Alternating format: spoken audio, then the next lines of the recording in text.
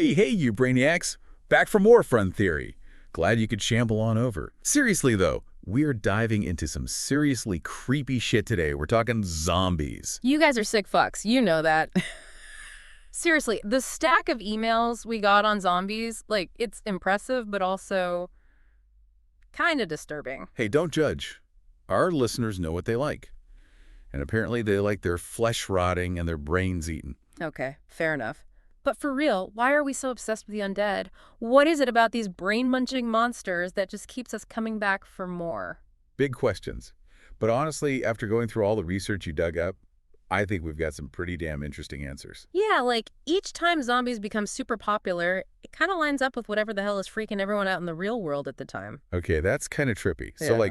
what, zombie outbreaks are actually just mass hysteria or something? Not exactly, but remember that article on the Great Depression? All that social unrest and economic collapse? Yes, super bleak stuff, lots of people struggling to survive. Sounds familiar. Wait, don't tell me. Boom.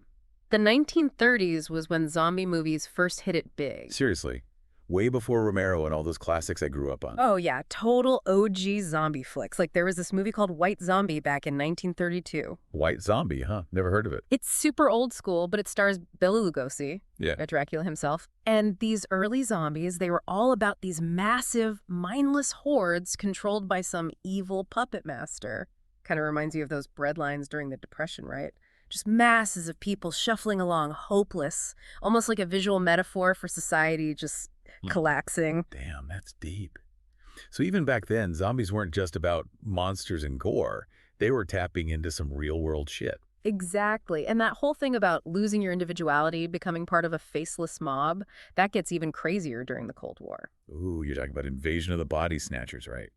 That movie messed me up for weeks. I still check under my bed for pod people sometimes. Right. It's not just some sci-fi invasion story, though. It's about losing yourself, becoming something not quite human, and that fear. That was everywhere in the 50s, man. The Red Scare, McCarthyism, everyone was paranoid about being replaced. Damn, that's some serious mind control shit. Like, are you saying we're all just zombies waiting to happen? Is that the takeaway here? Not exactly, but it's fascinating how that fear evolves from external threats like communists to something way more insidious. Like, what about our obsession with AI these days? Isn't that kind of similar? Losing our individuality to algorithms, being controlled by forces we don't understand.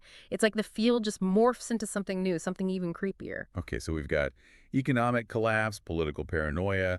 Sounds like the perfect recipe for a zombie apocalypse. What's next on the menu of societal anxieties? Oh, you ain't seen nothing yet. Wait till we get to Romero. He takes this whole zombie thing to a whole other level. And the social commentary, dude, it's brutal. Romero, man. He's like the godfather of zombie flicks, right?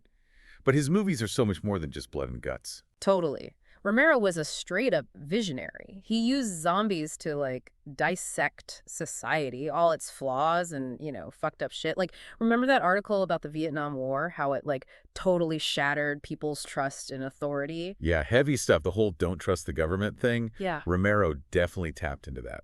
Big time. Oh, yeah, for sure. In Night of the Living Dead, it's not just the zombies that are terrifying.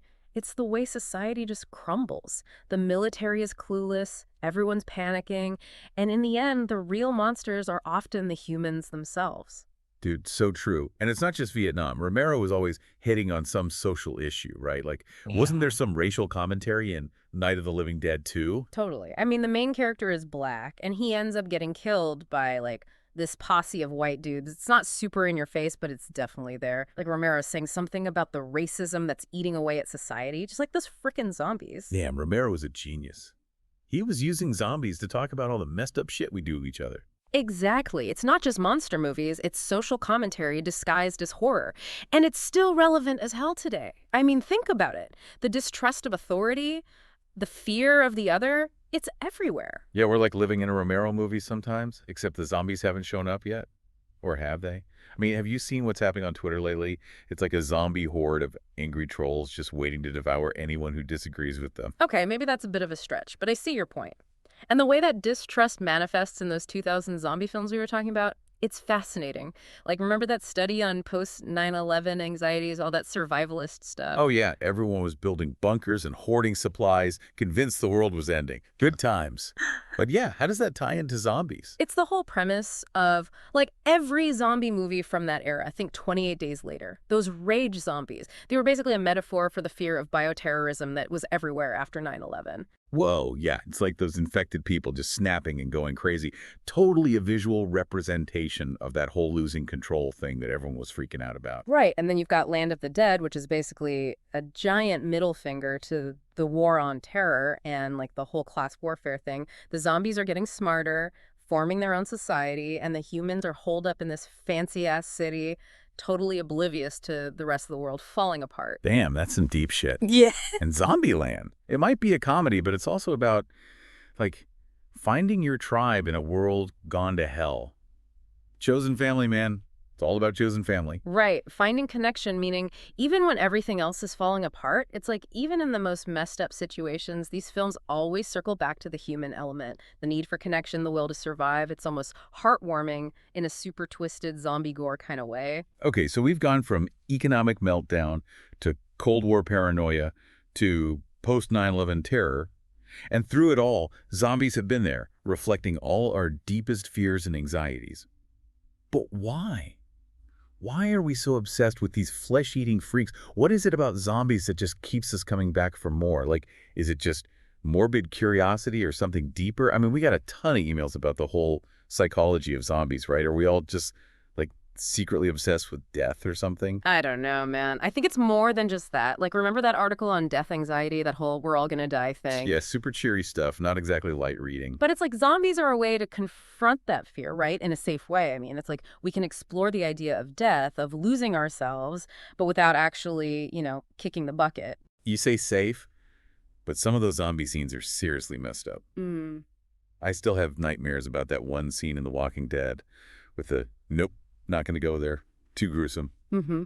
But maybe for me, it's more about the control thing, like seeing these characters survive these crazy-ass situations makes me feel like I could handle it too. That's actually pretty insightful. It's like we're playing out these what-if scenarios in our heads, testing our own survival skills. Exactly. It's like mental prep for the apocalypse. Yeah.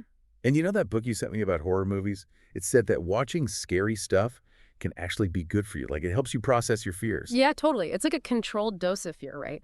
And zombies, with that whole relentless, never-ending hunger thing, it taps into something primal, man. That fear of being consumed, of losing yourself completely. Okay, so we've got death anxiety, survival instincts, and a little bit of therapy thrown in for good measure. Mm. But what about the social commentary? Is that just us overthinking things, or are zombies actually saying something about the world we live in?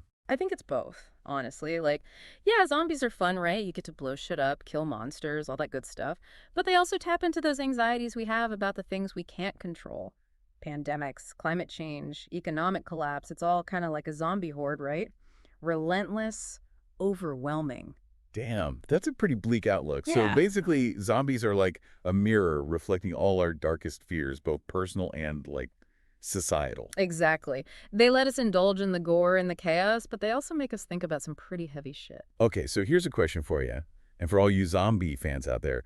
What if a zombie apocalypse actually happened? Would it be all bad? I mean, no more bills, no more work, just you, your shotgun, and a whole lot of brain-dead assholes to take down. Okay, careful there. That's a slippery slope. I'm just saying, maybe it wouldn't be all bad. Yeah. Like, remember that article about utopian communities? Maybe a zombie apocalypse could be a chance to start over, build a better world. Wow. Deep thoughts, man. A zombie apocalypse is a chance for a fresh start. Who knew? Hey, you never know. Maybe those flesh-eating freaks are actually the key to a better future. Or maybe they'll just eat our brains. Either way, it's something to think about. So the next time you're watching a zombie movie or reading some zombie theory, think about what freaks you out the most. What does it say about your fears, your hopes, your idea of what it means to be human? And hey, if any of you figure out how to survive a zombie apocalypse, let us know. We'd love to have you on the show.